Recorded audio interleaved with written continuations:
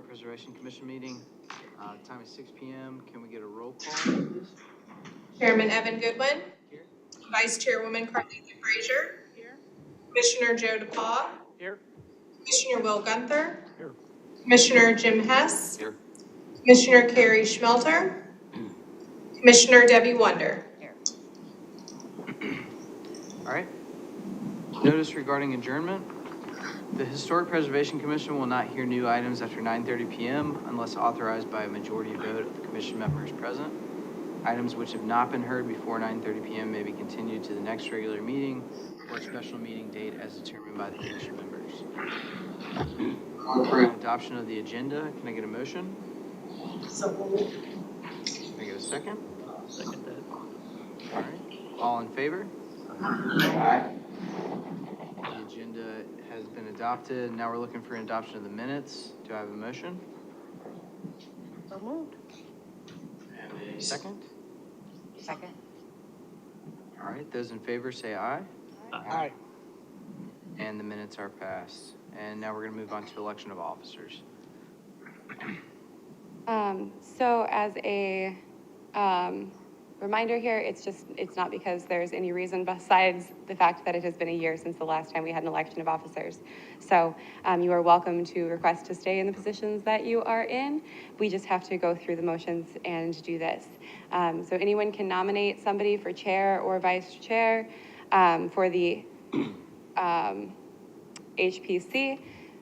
There does not need to be a second, but if you would like to second it, you are welcome to do so as an endorsement of that person. If there's not much argument over who is going to be there, then it's probably not necessary. So the chair asks if there are any additional nominations. If none are there, then they will go through the nominations in the order that they have been received. Whoever is the first of those to get 2/3 in favor of the position is who is the new position. So there is a little draft motion at the top here with blanks where you can fill in who for what. And that's all there is to it for the chair and vice chair. Okay. Do we have any nominations for chair?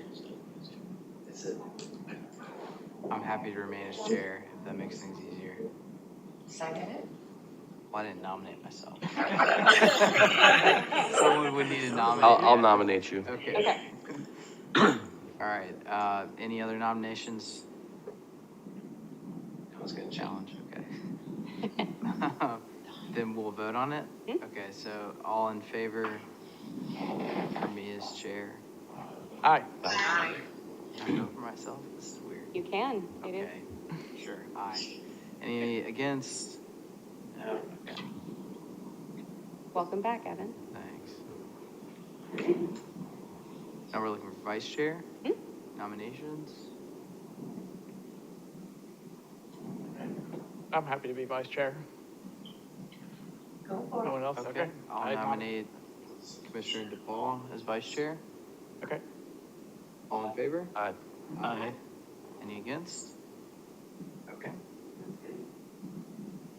And then the next is the Historic Preservation Review Committee. So it's the chair and 2 at-large.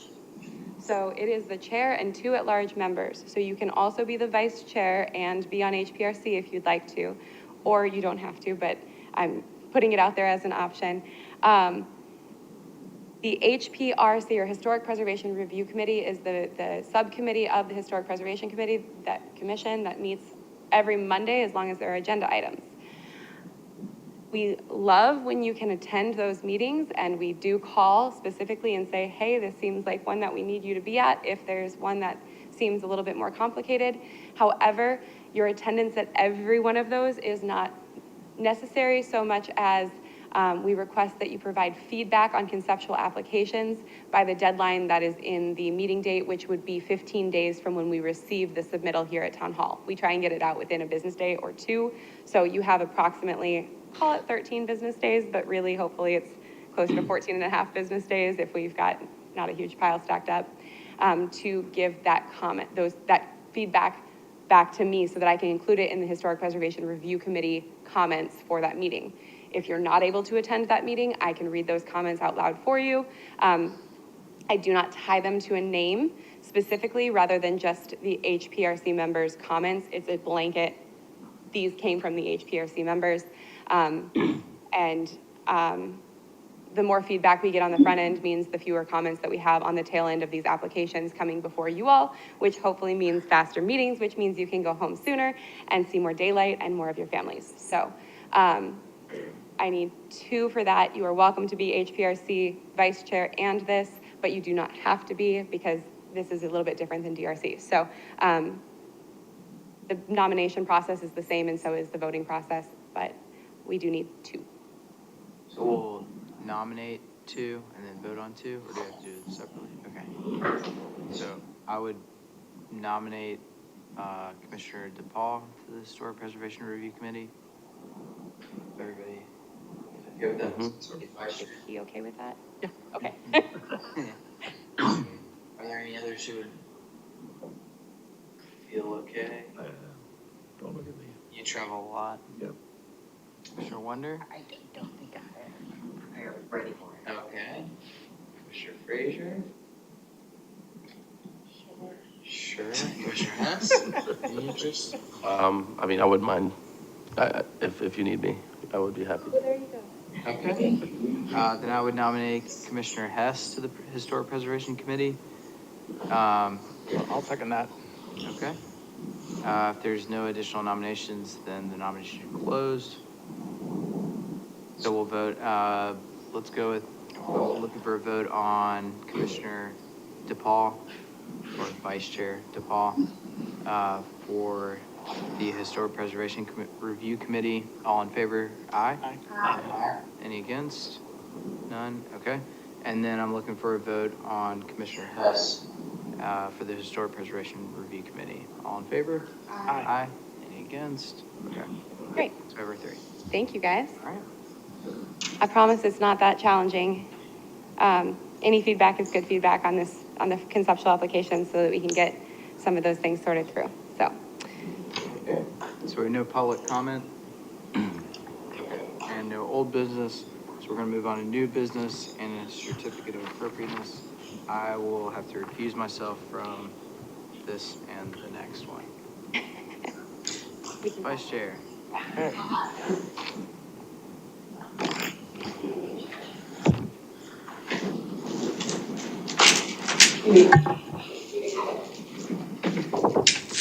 all the perks of being vice chair. And acting chair DePaul, I can help walk you through some of the things so that, since this is your first meeting as vice chair here and also the first item that is up. So I will walk you through a little bit of it. Okay. I think I see where I'm at here. Perfect. So commissioners, the request that we have before us tonight is by Amanda Denmark of Pierce Scott Architects, but Sarah is here, on behalf of the owner, Billy Watterson, for a certificate of appropriateness for the construction of a new 1,999 square foot, one-story retail building in the Ma Daisy's Porch Development Plan, which is on the parcel currently addressed 24 Ma Daisy Way. It's in the Old Town Bluffton Historic District, and it is zoned Neighborhood General HD. This is the site right here, so directly in front of it is the Deer Tongue Warehouse, and then to the right of it, if you're facing the building, is that L-shaped parcel that has the bakery and restaurant that we reviewed 2 months ago, maybe it was last month, for this same area. So Ma Daisy's Way is the, to the left here, which is the front of this lot. They are requesting a allowance to have their building set back further from the front build-to line than the UDO specifically allows, but there is a section of the UDO which allows for the deviation from that when there are existing features, natural features, or the need for outdoor patios, cafes, et cetera, which in this case, this parking lot is already established, and it is not being proposed as moved. So staff finds that that is more than acceptable to allow the building placement as it is currently proposed here. So this is technically a side setback on the bottom of your screen, and then on the top of your screen, and the rear setback is between this building and the bakery, which is this building right here. And they do meet those setbacks for the sides and rear. The first floor plan is pretty simple. It's an open market design. I believe the intent is to be similar to the one that is up in Charleston, if you're familiar with that one, where it will have the vendors inside of it. But the floor plan basically consists of an open floor plan with the electrical room and then janitor's closet, which opens to the outside. But this is the extent of your floor plan. The roof plan is also simple with the asphalt shingle roof and metal roofs on the shed roofs that are over the entrance and exit on either end of the structure. So for the elevations, you're looking at the front, which faces internal to the parking lot up in the top corner here, and the right side here. So this would be the side that faces towards May River Road. But don't worry, because if you're confused, this is the side that faces away from May River Road, which looks almost the same, except it does have that service door right here, as well as an electric meter. So that's facing the rear of the property and not towards May River Road. So that's good of the placement there. And then this is the rear elevation, which faces towards the bakery building that is on the lot next to it. So this faces internal to the site. Again, they're fairly similar on both sides and both ends of the structure. Fairly simple in design. There are some wall sections. I'm happy to come back to any of these, and then my Mod Podge of details that I have crammed all on one page so that if we need to zoom into one, I am happy to do so, but won't spend too much time there. For the doors, the only door that is truly a door is the small man door that is at both the electric room and the exterior janitor's closet. The utility room is what I was gonna say there, but the outside on the rear, this door is right here. And then they have the door details for the jambs and the casings for that. And then we have there are no windows, so they're not included. The canopy coverage detail is here, so it shows this is the lot right here. So it is meeting the canopy coverage calculation requirements. And then there's a section of the fence. The rest of the landscape plan, I have the one for this site here, but I removed the rest of the landscape plan from your packet because it is not pertinent to this site. It is only the rest of the development. So these are the items that reflect on this site right here. So you've got your canopy trees and your island tree that is part of the parking lot, as well as the foundation plantings that circle the whole building. I am happy to go back to anything that you guys would like to see, but the HPC considers the 8 criteria which are set forth in section 318.3 of our Unified Development Ordinance when they assess an application for a certificate of appropriateness, and are authorized to approve the application as submitted by the applicant, approve the application with conditions, or deny the application as submitted by the applicant if they find they do not meet those 8 criteria in that same section.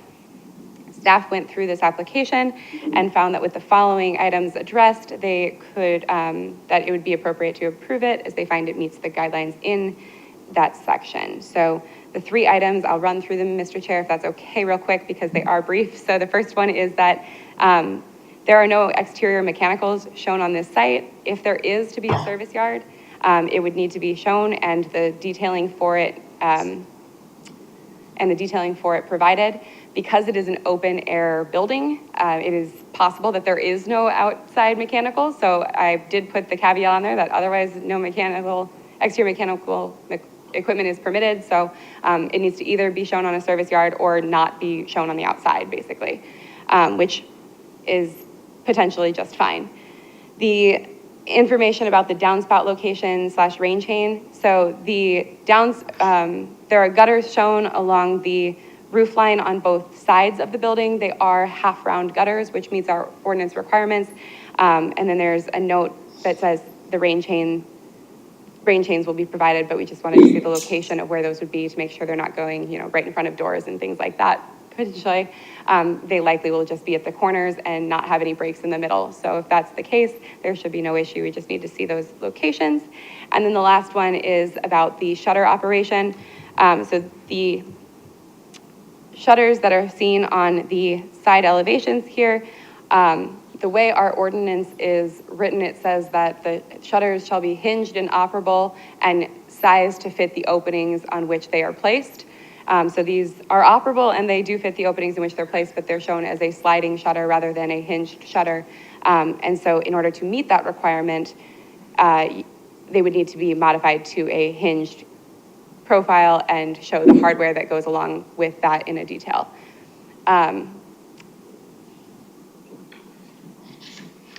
It is up to the HPC to make determinations on appropriateness of deviations from our ordinance when it comes to a design standard if you see fit.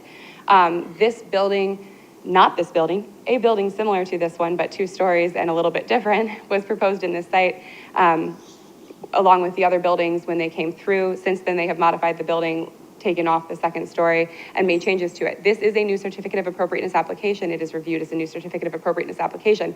However, I will say that in this location previously, they did allow for a sliding shutter door on this elevation due to the use of the building and the configuration. So that is something to take into consideration. You do not need to consider it more heavily than you would otherwise, but I am offering that information because some of you were not sitting on the commission at the time that that building did come through.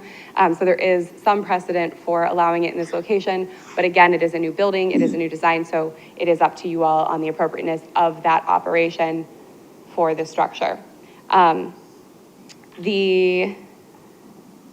Oops, my mouse isn't working.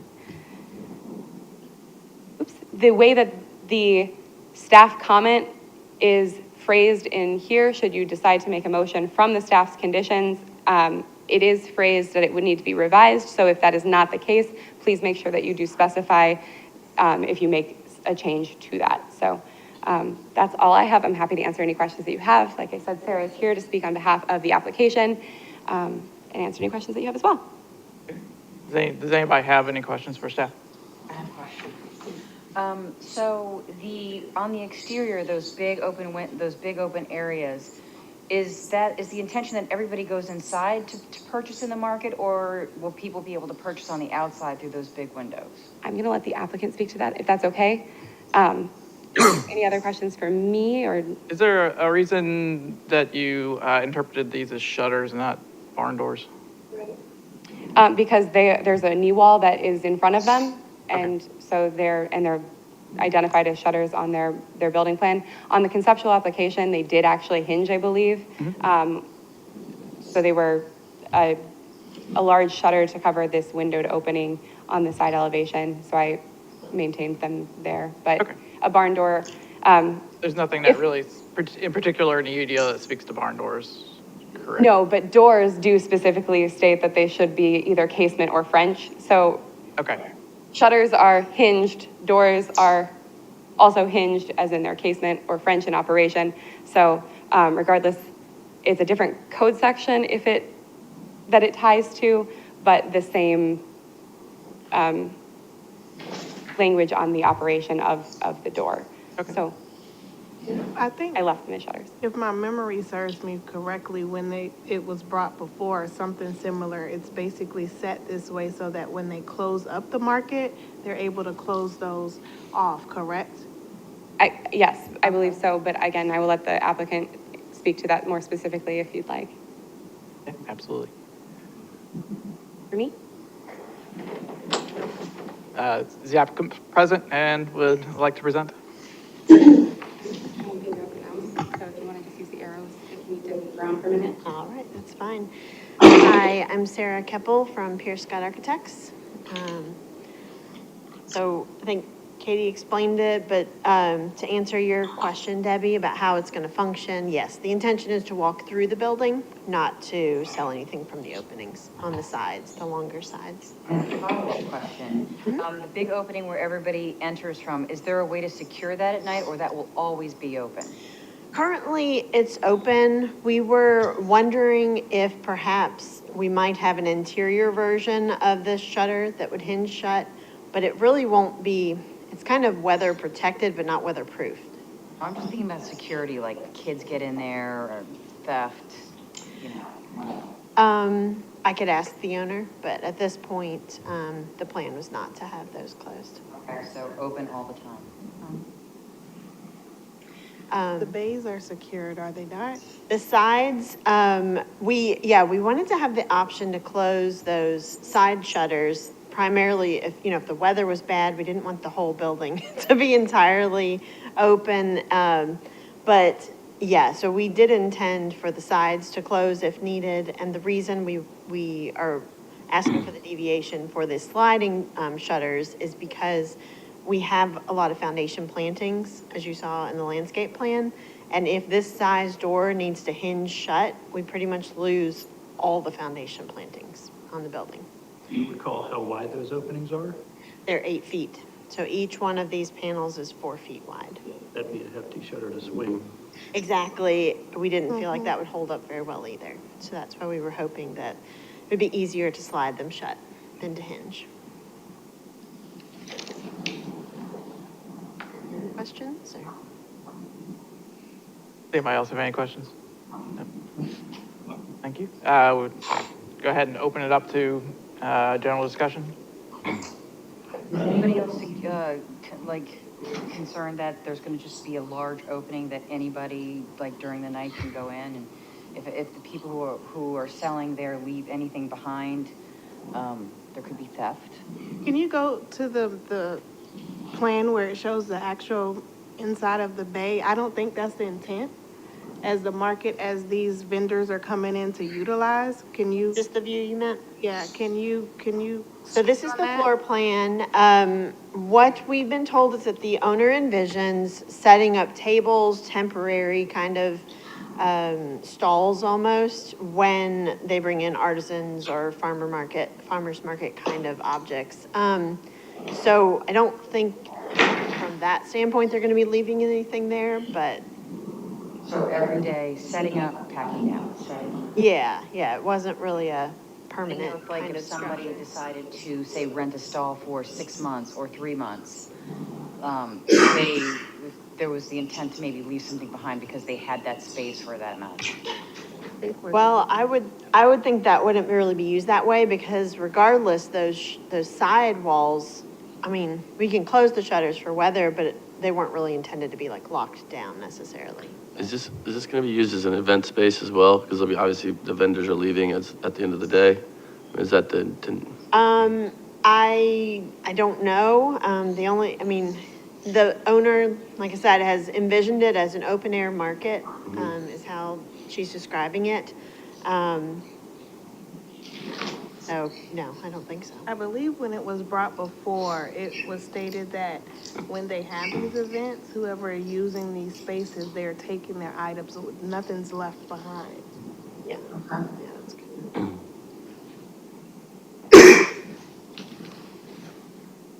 I think that's a valid concern. I would think that the owner sort of understands what they're getting into, having an open structure on their property. And I would think if they added doors to the inside that closed and were visible from next year, that would be an amendment that either staff would review or we would see if they felt uncomfortable approving it. I don't know how that would work on this one with the janitor's closet.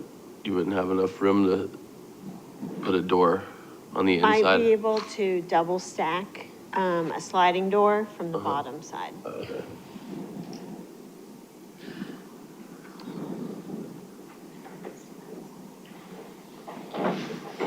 And then Wasn't there rolling doors on was it this structure that there were rolling doors on it at Yes. one point? And they Previously, when it was removed it? when it was a 2-story building, the two ends had roll-down doors on the inside. Uh-huh.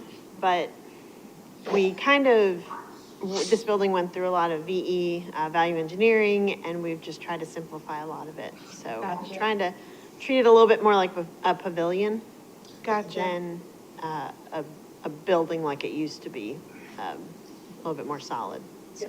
Once you see, it's hard to unsee. I know, yeah. So, yeah, so we're describing it as, yeah, open air market or pavilion kind of at this point, so. Okay. What are everybody's thoughts on the sliding door operation? In this instance, I think it makes a lot of sense. I can swear there's a few other around town, but they don't need to be approved everywhere. Just in this instance, it does, the landscaping makes sense and protecting the landscaping right there. So in my mind, I'm okay with it. Commissioner Hess? I agree. Yeah, and I would agree. I think, given the agrarian nature of the structure, it makes sense. And, there's the barn out near Riverside and other examples around town of these doors on certain structures. And this is Old Town, it's a little bit different, but I think it fits for here and does protect the plantings. And the two openings at the end of the buildings do have the shed roof, so they will help prevent some weather getting in. So if they quickly wanted to close the shutters, they could reach outside and just slide them in. Everything should be okay for the most part. And not to just run over Ms. Stocker's concern about the open structure. Like, Katie, what is our purview on that? It seems like it's probably like a health, safety, wellness issue. I'm just having an unsecured open structure.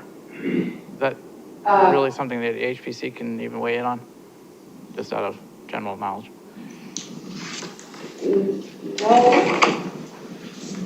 So the use of the structure,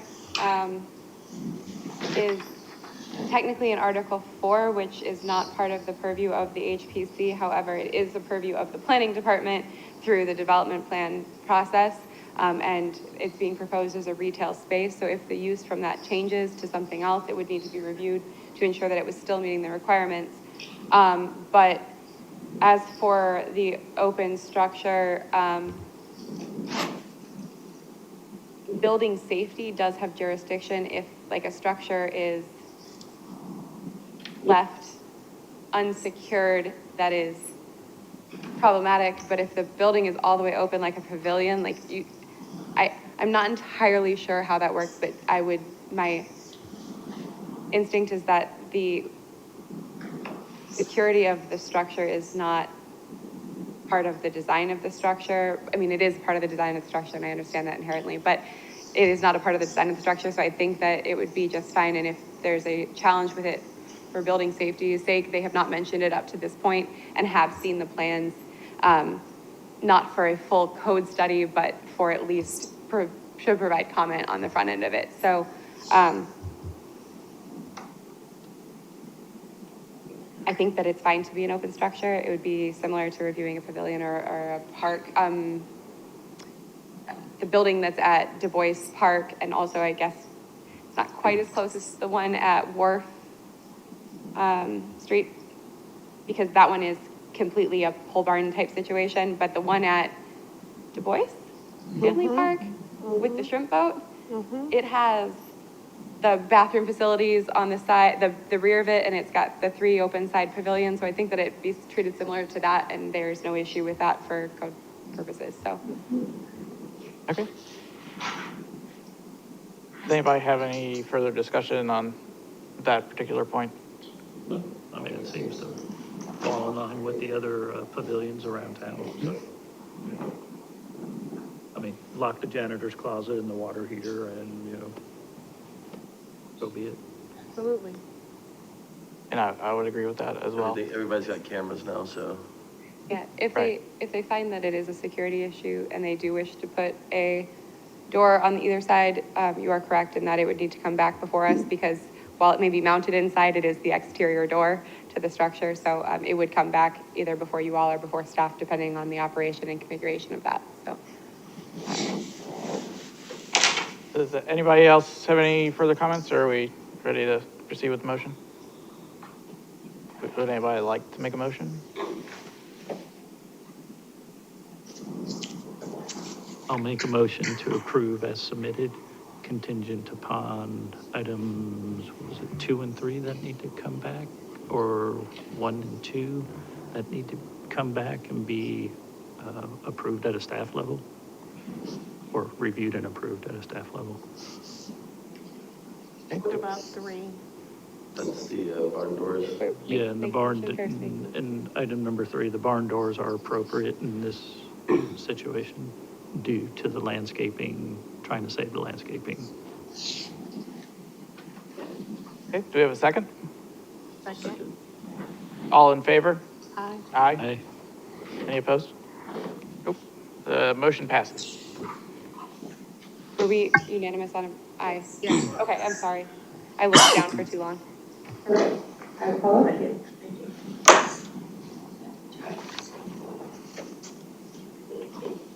The next item we have before us tonight is, surprise, another certificate of appropriateness. What happened?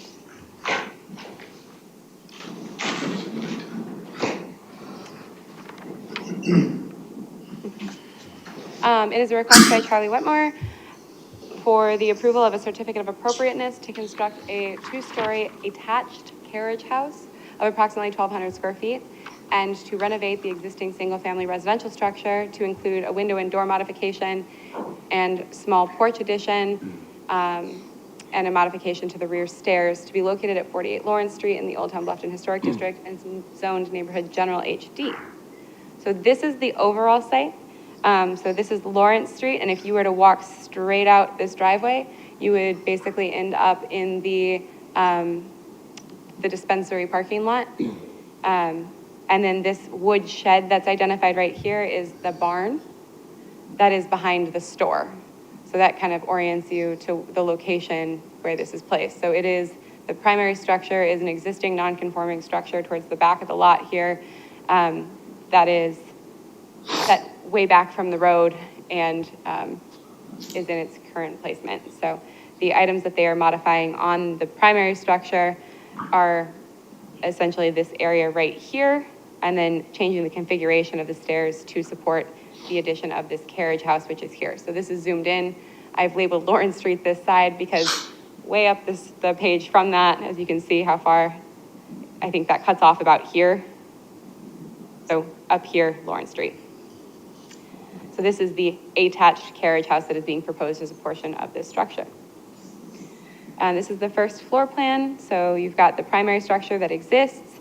This is the area which the changes are being proposed for that primary structure, as well as reconfiguring the stair to wrap around the proposed carriage house. And then this structure here is that carriage house structure. For the second floor, it is the same. There's no modification to the second floor here, but there is the addition of the stairway that would connect into the door here, as well as the addition of the square footage and attached carriage house space here. On the, oh, I'm so sorry, and there's a window, so I missed, there is one modification here, it's just this window here, so. Here's the roof plan, so you can see that addition of the porch area on the first floor, and then the attached carriage house here tying into the existing structure. So this is the front elevation. I've put the elevations of the existing up in the top corner, and then what is proposed down here. So because it is attached, you won't actually see the rest of that. It is attached to the structure. So all of the elevations have been provided, and it looks like it's hidden behind the structure, which is the intent, but it is actually attached, so there is no rest of that elevation. So this is that, what I'm calling a porch, because it's on the ground, it's a roof over an entryway, but this is that porch area, and then the carriage house. On the rear elevation, there is the modification to the stair here, and then this is the carriage house structure. You can see that this window is being removed from this location because that is where there will now be an attached carriage house. The left elevation, which this is the side that has the most substantial change to it, again, removing the horizontal windows that are up in the corner here. They're adding the window here, which is, thank you, Charlie, for pointing that out to me again. Adding the window there and here, adding the porch portion of the structure here, which has the columns that are placed no further apart than they are tall, with the roof. And then this was an existing garage door that was on the primary structure. Again, I emphasize that this is a non-conforming structure, and as the Whitmores have been renovating it, they are finding more and more non-conformities even than you see on the outside of the structure. So this is the elevation of the carriage house with that stair tucking down to gain access to the second floor. The doors do open out towards the Montessori property, and I will show you where that is here. So they open this direction, which there's not quite enough space. It's, I believe, just over 18 feet between this corner and the property line. So to ensure that they have the radius that they have necessary, they do have an easement that's a permanent access easement on the Montessori's property here that is recorded, and we do have a copy of that. So there is no issue with access being gained from this because it is a permanent easement that we have a copy of the recording documents for that to ensure that it doesn't go away. The right elevation, again, this portion is not being altered, but here is what you will see from the right side here of the proposed new carriage house. So you've got the stairs that come down the side and then wrap towards, you'll walk down this way towards the Montessori's back play area. My section matchup, or section and detail matchup, I should be called, as well as the window and door tables. So you've got the large garage doors and then the 6-foot wide garage door for the golf cart entry here, as well as the new doors that will be proposed on the accessory structure and the primary structure here. These are pictures of the existing structure. So this is what faces towards the Montessori property now. The carriage house that's being proposed will remove these two windows here, add that window here and here. The porch area that I'm calling out as a porch is here. And the rest of it is remaining as it is existing. This is kind of from the front, so that carriage house again will be placed right, you can see my mouse, right? Yeah, here. And then on this one, it'll be taking up this space here. And it's not this whole space, it's like this space. And then the window is also on this side of the column. And then from the rear, you can see where the porch it's very small, but the porch ties in. So this is the stair that's being modified here that will tie into the carriage house and then wrap around the side of it so that you gain access to both structures from that porch. This is a certificate of appropriateness. So there are the 8 review criteria, which are found in section 318.3 of our Unified Development Ordinance. The HPC is authorized to approve the application as submitted, approve the application with conditions, or deny the application as submitted by the applicant. Staff has found that it does meet the criteria with the exception of a third garage door at 6 feet, which exceeds the permitted 2 doors by section 515.8F of the Unified Development Ordinance as requested by the applicant. So the statement that I have about this one is that at this time, 2 garage doors are permitted by our ordinance.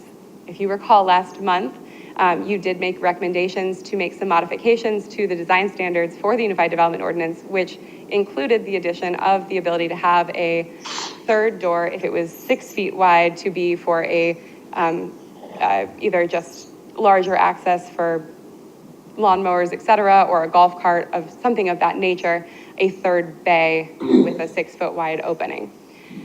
It has not been to Planning Commission. It goes this month before Planning Commission, and then following that, it does have 2 readings at Town Council. However, as it is a design feature, the HPC has authority to speak on behalf of a determination of the appropriateness of the addition of this third door by itself, but then also just a note that it may be permitted by our ordinance in the coming months should council and planning commission take the recommendation that was made by the HPC at the previous month's meeting. So it is up to you all. I am just drawing that to your attention that is something that we have been considering, but it has not made it through the entire process yet, but it is up to you all on a determination for that. So I will leave you with that. I'm happy to answer any questions that you have. The owner is here / the applicant to speak on behalf of the project, should you have any questions for him, and I'm happy to answer any questions. Does anybody have any questions for staff before we hear from the applicant? When you were reviewing the project, did you give any thought to the extra garage door on the house? Is it just the house is the house and the carriage house is separate? Is that how it's viewed? It is, because this is such an existing non-conforming structure, and it is not considered a portion of the, it is not an attached carriage house on this structure by building design. Okay, that was how you were It interpreting it. yeah, Okay. it's an existing nonconformity that is existing on the structure as it currently sits. And no, Okay. in summary. Is the applicant present and would like to present? Yes, one clarification, actually, as being a member of Planning Commission, we did pass it January 24th. Yeah, it was part of the UDO edits that you all forwarded to Planning Commission was passed. It still hasn't been passed by council. We're asking you to consider the intent that y'all went through and we went through a year ago on allowing golf cart access on that. But if I may, Thank you. I thought I was loud enough without the mic. No? And I think you need to state I your asked you name to as put well, up with Charlie. me because I'm actually used to being on that side, not this side, so this is a little weird for me. My wife and I had been searching in Old Town and we found this place on Hugie Cove last summer. And the intent that we had was, first of all, we wanted to have some lovely cove or May River access, but more importantly, we were looking for a property where we could move my 87-year-old mother-in-law in with us. This property lended itself to it in that if we could finish off the first floor as a space for her, put a small elevator in between the first and second floor where she could get up to where we are because she's starting to experience mobility issues, that we could have her live with us, which is what we want at this point in time in life. And what we realized when we went through this process is two things. First of all, we were losing our garage space. And if you've met my wife, she's a wonderful woman. I love her dearly, but if you take her garage away, that's a problem. So that's part of the reason why we looked at the carriage house. The other part is living in Old Town is not inexpensive. And so having a small apartment that we can rent out, whether it's Airbnb or long-term rental, was appealing to us to be able to do it. Those were the considerations on the house. The other consideration we had is legally, we have a right to Green Street. And Green Street is what most people would look at as May River Montessori's driveway. You're going to pull that up?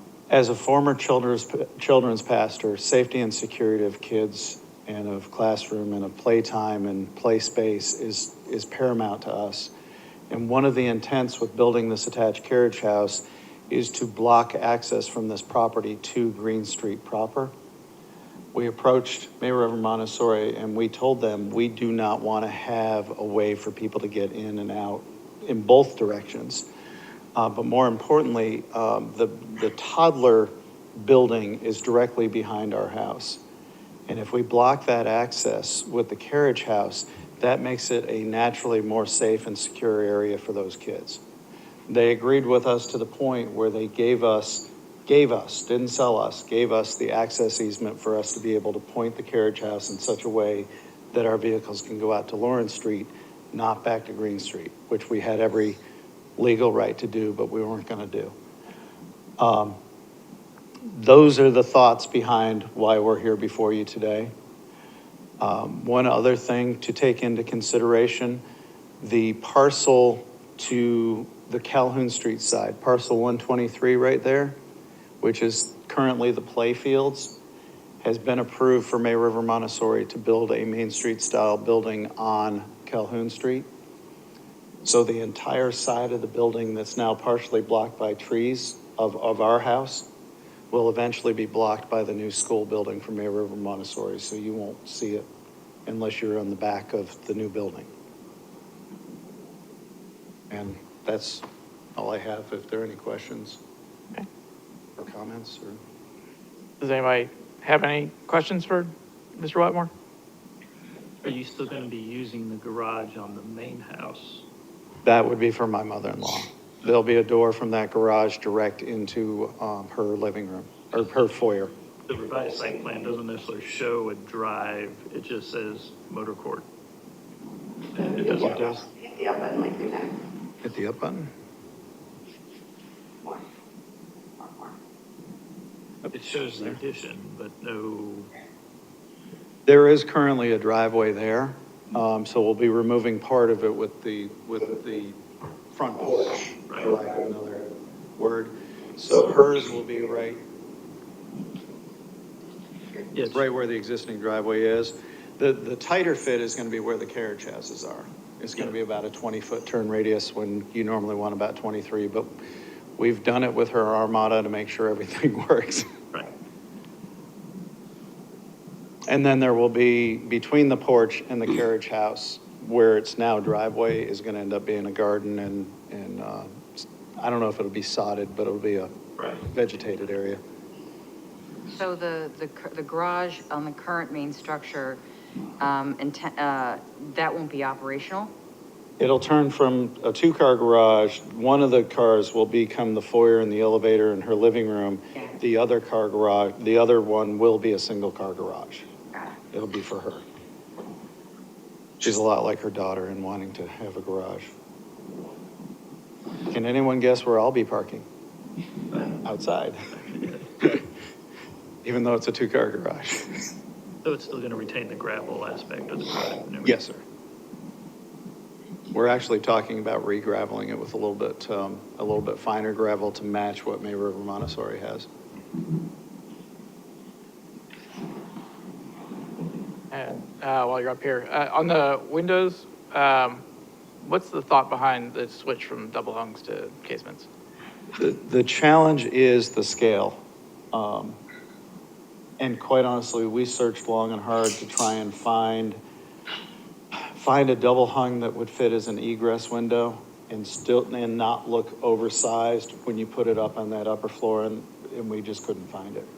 Well, this is the house windows themselves, they're not egress size because of their, They are. there. They are, but the mass and the scale, if you look at the carriage house, it's shorter and it's got, it doesn't have the height that the main house building floors have. And because of that, that changed the dimensions on the windows.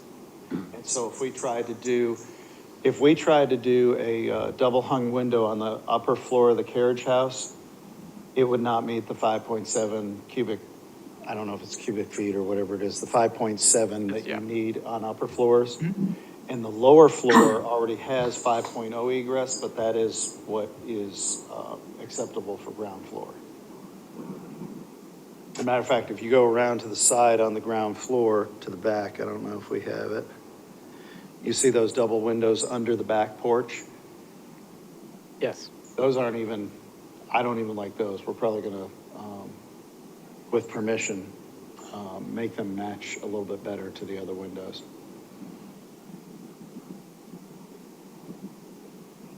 Okay, but the ceiling height in the carriage, I mean, it looks like from the height of the roof that there's ceiling height to make those windows taller.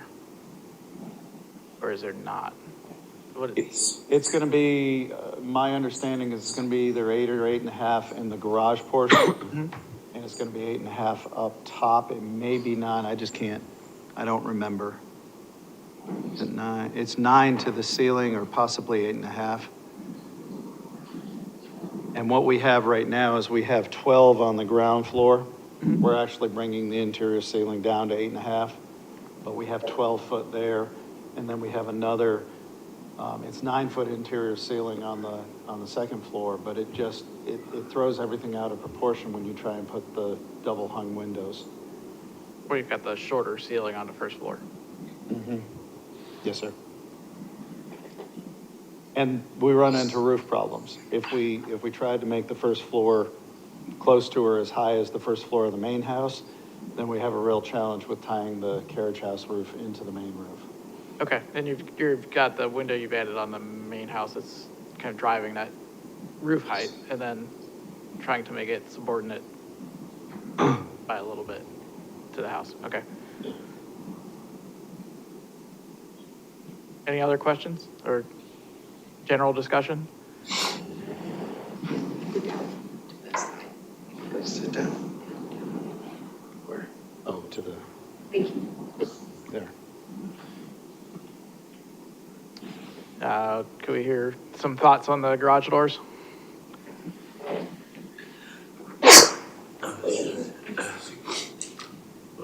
I mean, we did just, the last meeting, sort of approve the language, so in this instance, I don't know. It's good. Yeah, I guess I am in agreement on that. Staff kicked it back last time, Katie. The general updates to the UDO made it, or not staff, made it all the way to town council, and then town council had extensive discussion, it sounded like, and then sent them back around. None of that discussion was on the garage doors? To the best of my knowledge, no. I think the primary driver of it returning from, or not being, there were some items that were specifically addressed during the town council discussion. A lot of them were around needing additional information and setbacks and things like that, but not specific architectural features. They were not raised specifically, but as a whole were sent, were denied at council to be further studied and re-brought forward. So they're in the process of being re-brought forward, but I do not foresee any challenges with that based on the former discussion. However, it also was a huge chunk of material for them, so they may read into it further when it comes to them. I can't speak for council is what it comes down to. I can't speak for council, but there was nothing specifically indicated at the last meeting that spoke either way to the garage doors. Okay. How about that? Okay. I think, my thought on it for discussion was just, if we were gonna give a variance to something, the house with an existing garage door that ends up having 4 garage doors wouldn't be it. It doesn't sound like anybody else here really shares that concern. Is that correct? Well, they're kind of on separate buildings, so, I mean, I Sure. think it'd be a different story if it was the same structure. I mean, also, there is the issue that if you, for the golf cart one is, maybe there needs to be something set of like exactly how wide it can be, because if you set a precedent and all of a sudden like golf carts get bigger, and then there maybe is a reason to continue to make that garage door bigger, but ultimately, I think having a dedicated garage door with a set limit of how wide it can be is good, because it keeps like a golf cart off the street or off the driveway. It just makes the property look nicer and neater. Agree, and 6 feet's kind of the smallest, the narrowest width that you can get in a standard size, and makes a lot of sense for a golf Golf cart carts garage. haven't changed in the last like 40 years. Yep. Size wise, so. The UDO amendments do propose a cap at 6 feet for that third opening. So if it is approved by council, that would be the cap, would be the 6 feet. Okay. And it's a 6-foot door. Yep. Right. You're seeking. Not hearing any further discussion. Would anybody like to make a motion? I'll make a motion to approve as submitted, with item number 1 being approved with approving the garage door, the third door, or golf cart door, excuse me. Second. All in favor? Aye. Aye.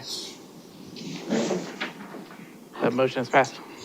Thank you, Mr. Nolan. I thought we gained some public comment, but I forgot you're sitting back in the audience. The last new item that we have. Rearrange my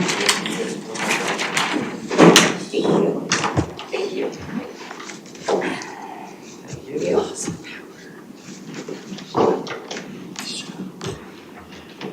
All right, the last new item that we have on our agenda tonight is a certificate of appropriateness for 5818 Guilford Place.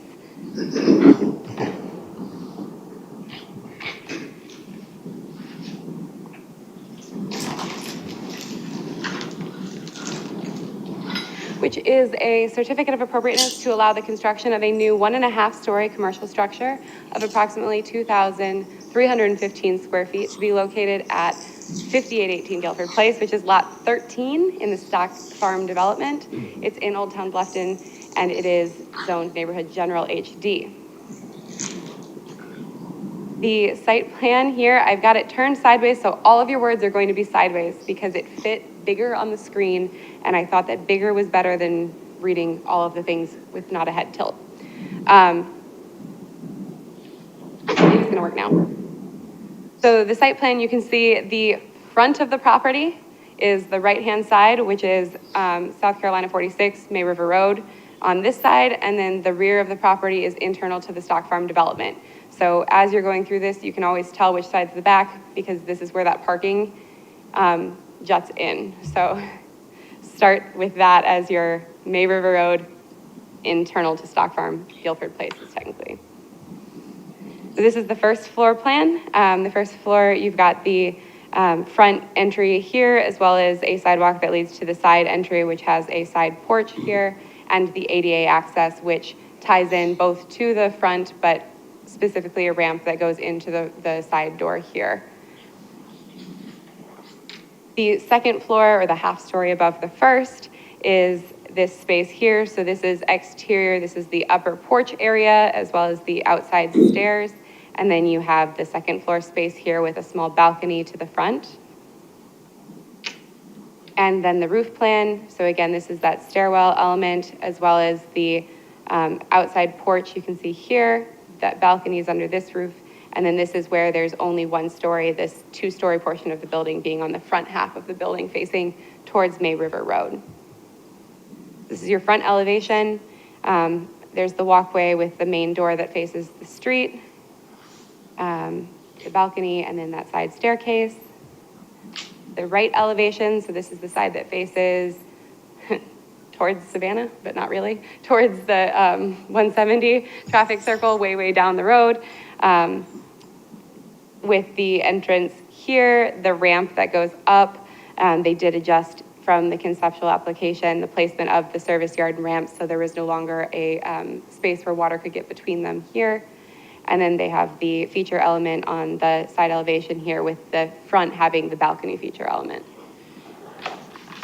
The rear elevation, you can see this is that 1-story portion of the structure here. In the Stock Farm development, the setbacks and square footage allotments are set by the development plan, unless, of course, the ODO is more restrictive. In this case, the Stock Farm covenants are more restrictive and the development plan is more restrictive. So they do meet the setback requirements and square footage allowances for the development with the structure that they've proposed tonight. And then this is the left elevation. So this is the side that faces closer to where we are standing tonight, with the front facing May River Road. The other side has the ramp and the feature element, which you can see just a little bit here, as well as the side elevation with your service yard. All of the sections, which again, I will go back to anything that you'd like. There's more sections through the, and the details for the Bahama shutter corner board column section through the first floor area, brackets, windows and doors. And then they provided us some nice 3D views here. So the northwest view here, this would be if you were standing on May River Road looking into the site, and this is if you were standing in Stock Farm at about the parking area that I pointed out on that site plan. It's a little, you're probably standing in front of the parking spaces looking towards the building, and this would be May River Road up here. Here's the landscape plan. So again, you've got the parking spaces here, May River Road to your right, the street trees, as well as the foundation plantings. There's some sod in the middle here, and the plant schedule, as well as the canopy coverage calculations provided at the bottom there. And I am happy to go back, answer any questions that you have with the certificate of appropriateness. There are still the 8 review criteria, which are still in section 318.3 of our ordinance, and you are still authorized to approve the application as submitted by the applicant, approve it with conditions, or deny it should you find it doesn't meet those criteria. Staff's recommendation is approval with conditions. The items that are on here is that a tree removal permit is required as there are trees on the site which are being proposed for removal that meet the requirements of a tree removal permit. A site feature is required for any signs proposed. I put this on anything that has commercials so that even though it is shown on the architectural drawings, that does not mean that that will be approved. It means that that's proposed. In this case, I'm not sure I see any issue with the signs. I just like to say that over and over again so that it is in everyone's mind as we go through with the sign and site feature permits there. And then the third is the railing and baluster material must be revised to a permitted material. It's currently proposed as that powder coated aluminum. We have seen some of it before. However, our ordinance does not speak to powder coated aluminum. It allows for wrought or cast iron as a metal material, but not technically the powder coated aluminum. And then the final one is a determination on the use of the wood composite Bahama shutters on the second floor porch only. Our ordinance allows for the use of wood composite materials if they are on above the first story, out of reach, and are not able to be discerned from a wood from eyes distance, I guess. So in this case, these are only on the second floor, so you can see on the elevations where that is being proposed. These are wood shutters, but these here are the wood composite material, which would fall on the second story and out of reach. So it does meet that requirement. So it is a determination of the HPC on the appropriateness of the use of that wood composite material there. I'm happy to answer any questions that you have. The applicant is here to speak on behalf of the project. Make sure he didn't leave us in the middle of the last one, and can answer any questions that you have for him. And I was looking towards Joe, but you are back, so welcome back. Thank you. Are there any questions for staff? This time. Okay. Would the applicant like to present? Give any preliminary comments? Sure. This scrolling doesn't seem to be working with it for you guys, so. No scrolling, clicking. All right, James Atkins, Court Atkins Group. Thank you for sticking around for this one. Couple comments, the two things, we would like to use traditional sized and shaped powder coated aluminum just from longevity, and since all the railings are up on the second floor, essentially around the balcony and the upper porch.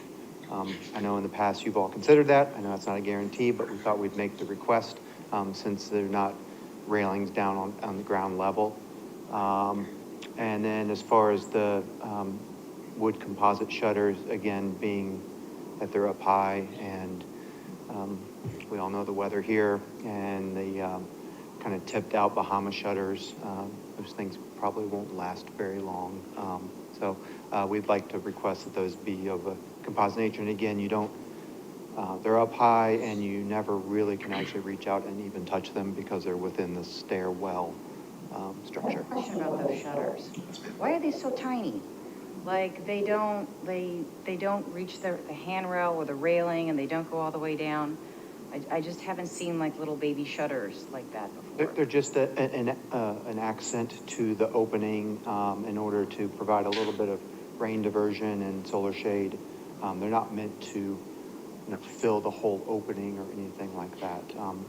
In the some traditional areas, you would see like a full shutter from that, essentially a head height down, and then a separate shutter that might be a Bahama for the transom. And so in this, and keep natural light, we kind of removed the bottom sections and just left what would essentially be a transom Bahama shutter at the top. It just looks a little strange to me, but I don't know if anybody else feels the same way. Not necessarily, well, to my eye, not necessarily, but to Mr. Atkins, he also is trying to, it seems like he's got the level of the shutter established with the other check rail that's in the middle of the column, or there's a horizontal band in the column. It's parallel with that, so Yeah, it kind of flushes right there right. with it. It's kind of establishing that Yes. datum line going around the corners there. And speaking of that column, those columns compared to the first floor columns, the trim is very different from the top, from the second floor to the first floor. We buy a front elevation. We can go up one. There you go. didn't know. It's all panel and flat stock. hardy trim. I see what you're saying. Yeah, the baseboard's not there, and Yeah. and the transom Thank you. line is different, which I think makes sense in that application, but some of the parts and pieces are a little bit different sizes. It'd be nice to see some consistency there. The thought was that the ground level and the stair is a little bit more wall-like. And then when you go up to the upper floor, add the, kind of the base and the top in there. Seems to match the posts for the porch, the second floor deck. The trim on the bottom lined up perfectly with the post footings. Again, different, just a slightly different variation of detailing, differentiating the ground floor versus the upper floor. With this horizontal slats, it's gonna feel a little bit more solid and on the ground floor anyway, and then open it up more. Top. I think she's not so much talking about the slats versus the Bahama shutters, and I don't have a particular issue on Talking the about proportion of this the right bottom here. shutter, but yeah, the actual sticking on the paneling. If you feel strongly and want a base on that portion, we can add it as, just, the reason why we didn't do it is just, is a different opening, different massing, a different detail. So we created slight detail nuance there. On the north elevation where the sign is, are you anticipating that to just be a flat panel and not a pair of faux shutters? It was determined to be a frame for what will be a sign that's eventually submitted and approved, but not with this application. Okay, for right now, it's kind of conceivably a placeholder. Exactly. Okay. So it looks like just a white panel with, here's a little circle. It actually will likely be, I know you don't do colors, but be painted out. The wall colors probably going to be a relatively monochromatic color scheme. Won't have a big white trim dot right there in the middle of it.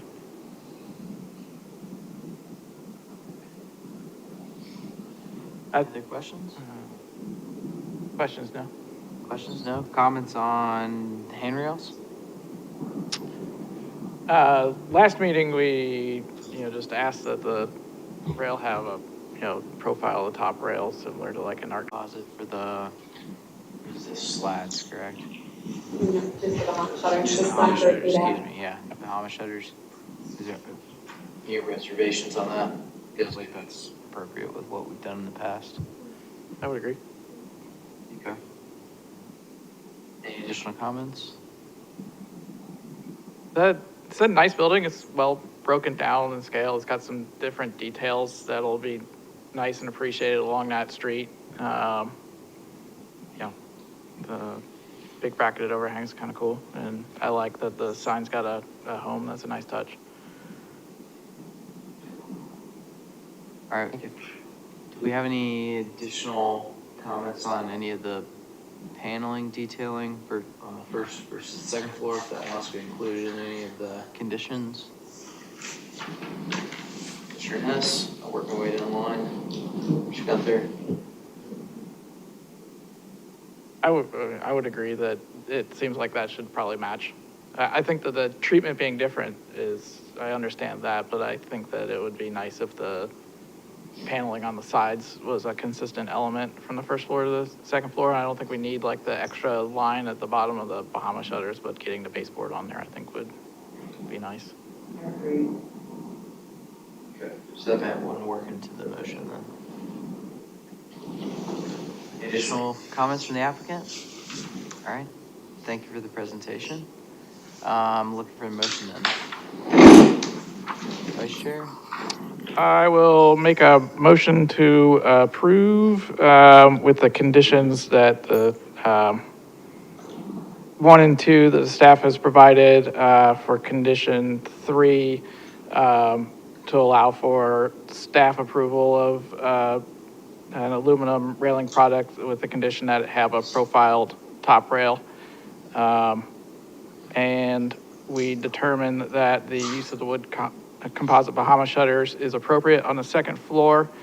And then make the condition that the paneling on the first floor adjacent to the slat wall, have the same baseboard as on the second floor, at the floor line. Second, I'll second that motion. any discussion? All in favor, say aye. Aye. Aye. Any against? Any abstaining? Abstain from Commissioner Wonder. All right, and the motion is approved. Perfect, thank you. The last item that we have is a discussion item, there is no new business.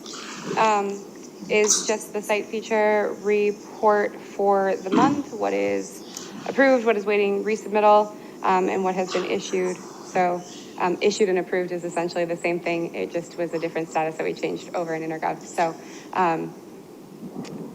these are the items that we have. Any questions on them? Questions? No questions. No? No? And then the final item for discussion, which is not actually an item for discussion on our agenda, but I would just like to draw attention to it, is that it may or may not be Mr. Gunther's last meeting on the HPC because he has let us know that he is going to hit the road and he is finally living out his RV dreams of sleeping only next to canyons, whether they be grand or ditches on the side of the road. And so thank you, Will, for all of the assistance that you've provided us. As staff, I really appreciate it, and I know that you've made a difference on this commission as well. This is his second time being on the commission in my time here. He served his full 8 years the first round and then came back for a second helping. And so, thank you. We're gonna miss you a whole lot. I can't wait to watch it on the interwebs, wherever you may share it, or if you send emails with your statuses. We'll see So. what we can do to communicate with you. So, thank you so much. I appreciate you. I know staff appreciates you. Hopefully the commission appreciates you, but if not, you're leaving them, so it's fine. Just kidding. So we will work on filling that vacancy as we can, but until then, we do have a quorum, and we will get it before town council at their earliest request. So, thank you. Sounds good. Okay, Sorry. is there any further discussion?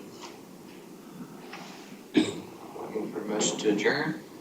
I'd like to make a motion to adjourn. Any second? All right, all in favor? Aye. Okay.